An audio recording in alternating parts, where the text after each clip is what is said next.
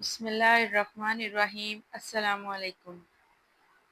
کیا آپ نے کبھی سوچا کہ اگر آج کوئی طاقتور دشمن ٹینکوں، جہازوں اور ہاتھیوں کے ساتھ اللہ کے گھر پر حملہ کر دے تو کیا ہوگا؟ لیکن ایسا ہو چکا ہے۔ صدیوں پہلے جب نہ کوئی نیوکلیر ہتھیار تھا، نہ فوج، نہ میزائل، صرف اللہ کا گھر اور اللہ کی حفاظت۔ یہ کہانی ہے فیل یعنی ہاتھیوں کے لشکر کی، ابرہہ کی، اور اس پاک سرزمین کی جسے اللہ نے خود بچایا۔ یہ کہانی صرف کہانی نہیں، یہ اللہ کی طاقت، اس کی غیرت اور اس کی نبی صلی اللہ علیہ وسلم کی آمد کا اشارہ ہے۔ چلیے وقت کا پردہ ہٹاتے ہیں اور چلتے ہیں 570 کے مکہ کی طرف۔ یمن کا بادشاہ ابرہہ عیسائی تھا جس نے صنع میں ایک عظیم الشان گرجا بنایا۔ اس کا مقصد تھا کہ لوگ مکہ چھوڑ کر اس کی بنائی ہوئی عبادت گاہ کا طواف کریں، لیکن عربوں نے اس گرجے کو اہمیت نہیں دی، بلکہ ایک شخص نے گرجے کو ناپاک کر دیا جس سے ابرہہ کا غرور چکنا چور ہوا۔ اب وہ طے کر چکا تھا، اگر لوگ خانہ کعبہ کو اہمیت دیتے ہیں تو میں اسے مٹا دوں گا۔ اس نے ایک طاقتور لشکر تیار کیا جس میں جنگی ہاتھی بھی تھے۔ اس کا سب سے بڑا ہاتھی تھا محمود۔ لشکر جب یمن سے مکہ کی طرف روانہ ہوا تو راستے میں کئی قوموں نے مزاحمت کی، مگر ابرہہ نے ان سب کو رون ڈالا۔ ہر قدم پر لگتا جیسے فتح ابرہہ کی ہے۔ اس نے راستے میں عرب قبائل کے جانور چھین لیے، جن میں عبد المطلب کے اونٹ بھی شامل تھے۔ مکہ قریب تھا لیکن کچھ ایسا ہونے والا تھا جس نے تاریخ بدل دینی تھی۔ ابرہہ نے مکہ میں پیغام بھیجا، میں کعبہ گرانے آ رہا ہوں، بہتر ہے کہ لوگ شہر چھوڑ دیں۔ عبد المطلب جو اس وقت مکہ کے سردار تھے ابرہہ سے ملنے گئے۔ ابرہہ نے کہا، تم مجھ سے اپنے کعبے کی حفاظت کی بات کرو اور تمہیں اونٹوں کی پڑی ہے۔ عبد المطلب نے وہ تاریخی جملہ کہا، اونٹ میرا ہے اور میں اس کا مالک ہوں، کعبہ کا مالک خود اس کی حفاظت کرے گا۔ یہ اعتماد، یہ توکل اللہ کو بہت پسند آیا۔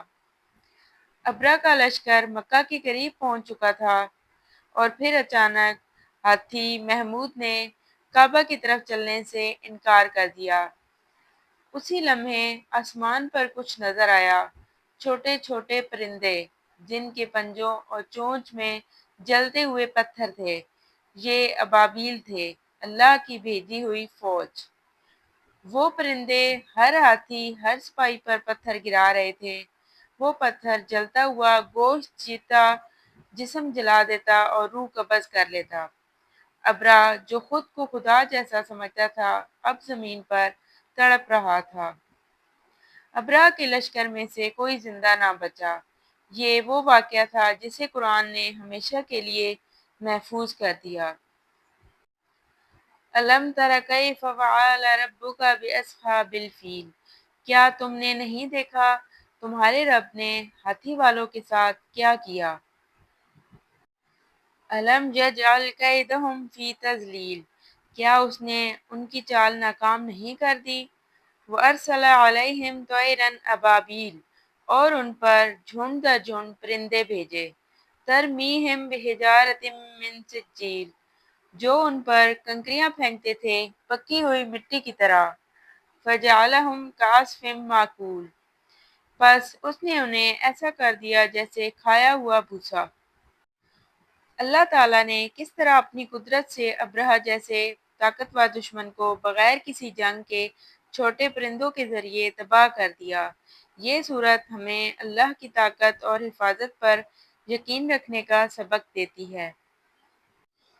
سورۃ الفیل سے ہمیں کیا سبق حاصل ہوتا ہے؟ اللہ کی قدرت، اللہ نے بغیر کسی انسانی جنگ کے اپنی قدرت سے دشمن کو تباہ کر دیا۔ کعبہ کی حرمت، اللہ تعالیٰ نے دکھا دیا کہ کعبہ اس کی حفاظت میں ہے اور وہ ہر حال میں دشمنوں سے بچائے گا۔